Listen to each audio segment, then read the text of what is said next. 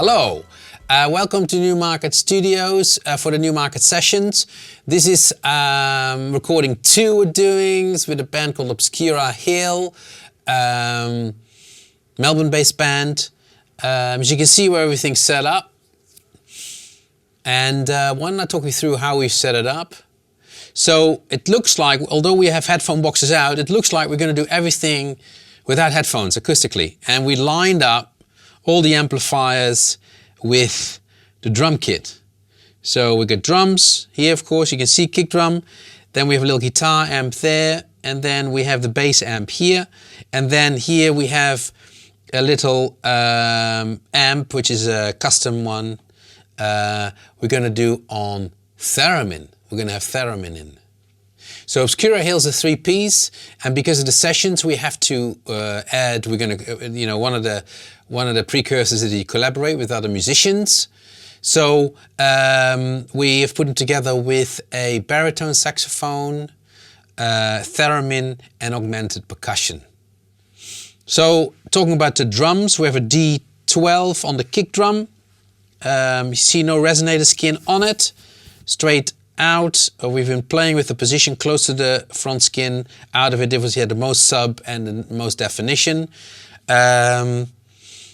Goes into an API 512V pre. Then what else do we have on drums? We have here a RCA BK5, looking at the beta.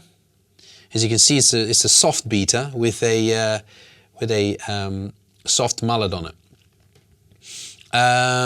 We got here a C12 as an overhead and another C12 here.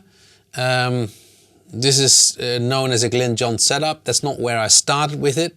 I started actually first looking sort of from the front of the drums as an experiment, but that was awful.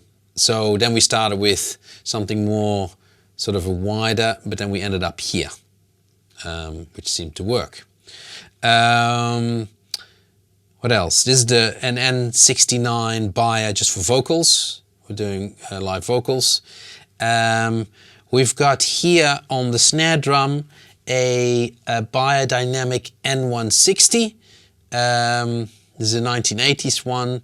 This is going straight through the console of the Harrison console. The knee mic is also going through an API. The C12s are going through Cappy preamplifiers, which is a Hyder and a VP28. They're great sounding pre's. What else we got? Then here, if you come around maybe this way, show you some other microphones we have on this side. We have on the floor here, just looking up, the blue bottom microphone. And it just looks up, bottom snare, kick drum, rack tom, the resonator. We also have, if you come around here, I don't know if you can see, there's a contact mic on it here, on the snare drum. Contact microphone here, and it goes into a DI, straight into a DI, radial J48. That is a drum kit setup. And then, well, might as well keep going here. This is a 441 on saxophone.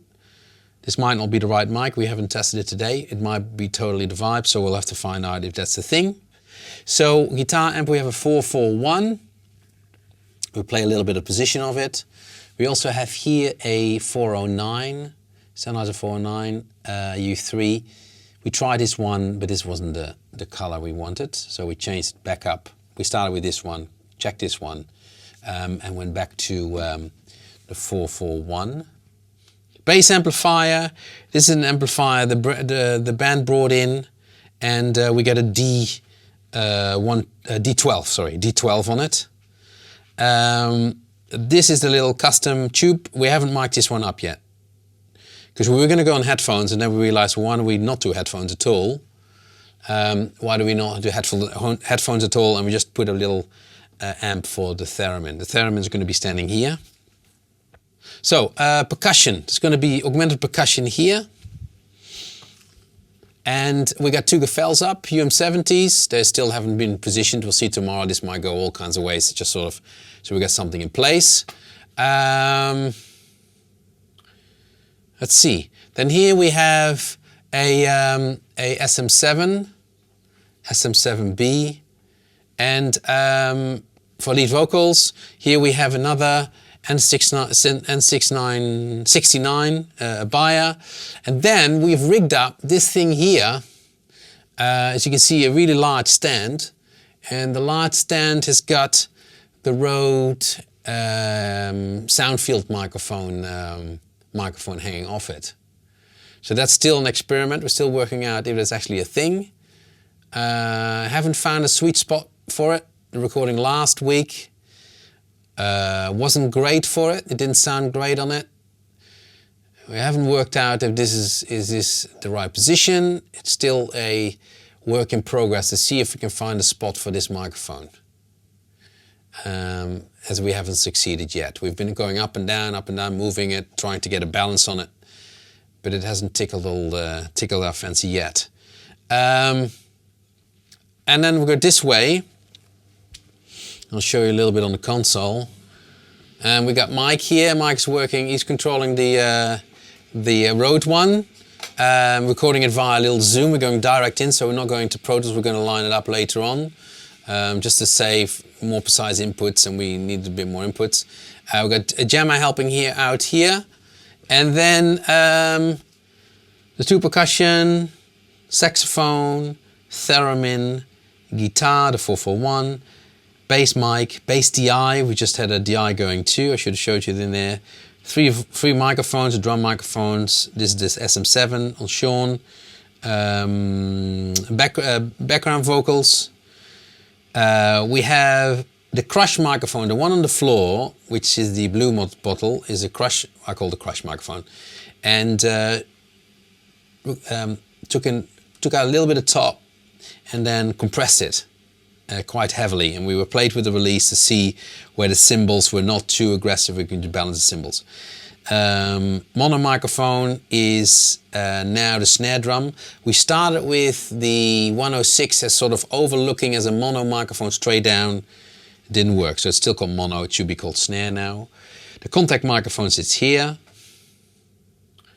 Kick, the knee microphone, 2 overheads.